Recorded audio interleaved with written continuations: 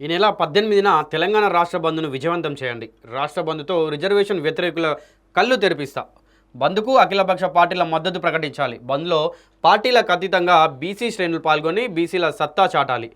BC రిజర్వేషన్ల సాధన కోసం BC JAC ఇచ్చిన పిలుపు మేరకు ఈ నెల 18న జరిగే తెలంగాణ రాష్ట్ర బంద్లో పార్టీలకు అతీతంగా సమస్త బీసీ శ్రేణులు పాల్గొని బీసీల ఐక్యతను చాటాలని బీసీ జేఏసీ చిల్కానగర్ కమిటీ పిలుపునిచ్చారు.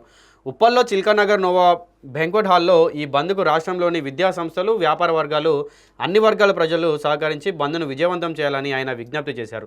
బీసీల రాష్ట్ర బంద్ ద్వారా బీసీల ఐక్యతను చైతన్యాన్ని చాటి చెప్పాలని, బీసీలకు జరుగుతున్న అన్యాయాన్ని దేశానికి వినిపించడం కోసమే బంద్ చేయాల్సి వస్తుందని, బీసీలకు న్యాయం జరిగే వరకు పోరాటం ఆపేదే లేదని హెచ్చరించారు.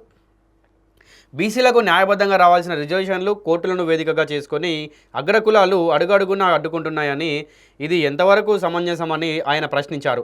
తెలంగాణ రాష్ట్రంలో జరిగే బీసీ ఉద్యమం వ్యక్తుల ప్రయోజనాల కోసం కాదని, బీసీ వ్యవస్థకు మేలు జరిగే ఉద్యమం అని, ఈ ఉద్యమంలో అన్ని రాజకీయ పార్టీలు ఉన్న బీసీ శ్రేణులు కలిసి వచ్చి ఈ నెల 18న జరిగే రాష్ట్ర బంద్ను చరిత్రలో కన్వీనీయ రీతిలో విజయవంతం చేయాలని ఆయన పిలుపునిచ్చారు. బీసీల ఆత్మ అభిమానాన్ని దెబ్బతీస్తూ బీసీల రిజర్వేషన్లు తగ్గించాలని కుట్రలు చేసే వాళ్లకు బుద్ధి చెప్పేలా బీసీలు ఉద్యమించే సమయం ఆసన్నమైందన్నారు. రాష్ట్ర బంద్కు అఖిలపక్ష రాజకీయ పార్టీలు స్వచ్ఛందంగా మద్దతు ప్రకటించాలని ఆయన విజ్ఞప్తి చేశారు. గ్రామ స్థాయి నుండి రాష్ట్ర స్థాయి వరకు ఎక్కడెక్కడ బీసీలు జేఏసీలుగా ఏర్పడి బంద్ను విజయవంతం చేయాలని పిలుపునిచ్చారు. తర్వాత మొత్తం 36 మంది సభ్యులతో చిల్కానగర్ బీసీ జేఏసీని ఏర్పాటు చేయడం జరిగింది. ఈ జేఏసీ కమిటీలో పుప్పాల వెంకటేశ్వర్లు, గజ్జల సత్యగౌడ్, బోడ విద్యాసాగర్, తెలంగాణ సంపత్, ఇక తదితరులు అందరూ కూడా దీంట్లో పాల్గొనడం జరిగింది.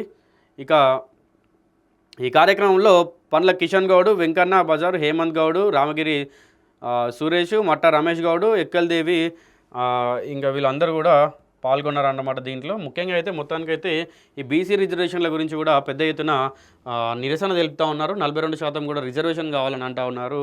అలాగే మనకి ఇదే తరహాలో నిన్న ఉప్పల్లో మీటింగ్ ఏర్పాటు చేసి జేఏసీలు పిలుపునిచ్చారన్నమాట. జేఏసీని ఏర్పాటు చేశారు. దీంట్లో మొత్తంగా 36 మంది సభ్యులతో చిల్కానగర్లో బీసీ జేఏసీ ఏర్పాటు చేశారన్నమాట. మొత్తంగా అటు చూసుకుంటే మరి కోర్టు ఏమో స్టే ఇచ్చింది, ఇటు సైడ్ స్థానిక సంస్థల ఎన్నికలు ఆగిపోవడం జరిగింది. మరి మొత్తంగా కూడా ఈ బీసీ రిజర్వేషన్ పైన ఎట్లాంటి తీర్పు వస్తుంది, ఎట్లా ముందుకు వెళ్ళబోతుందని చూడవచ్చు. మనకు 18వ తారీఖు అయితే మొన్న ఆర్ కృష్ణయ్య 18వ తారీఖున రాష్ట్ర బంద్కు పిలుపునిచ్చారు. సో పెద్ద ఎత్తున నిరసన తెలుపుతూ ఉన్నారు. అలాగే తెలంగాణ ఉద్యమం కంటే ఈ బీసీ ఉద్యమ పోరాటాన్ని కూడా దానికంటే మెరుగుపరిచి పెద్ద స్థాయిలో ధర్నాలు, రాస్తారోకోలు చేస్తామని కూడా మనకు బీసీ సంఘాల అధ్యక్షులందరూ కూడా